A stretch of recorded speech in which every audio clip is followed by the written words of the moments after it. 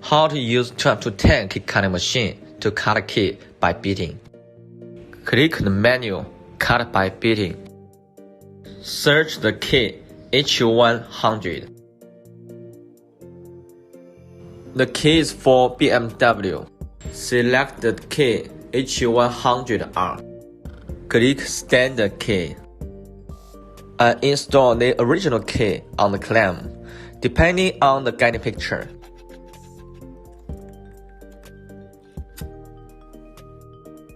Click Identify and continue. The machine will identify the key beating.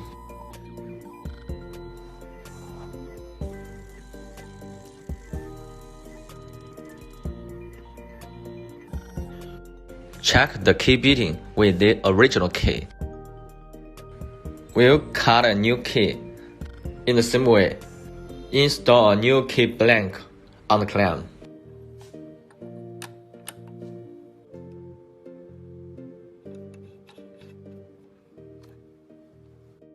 Click Cut, Continue, and cut a key.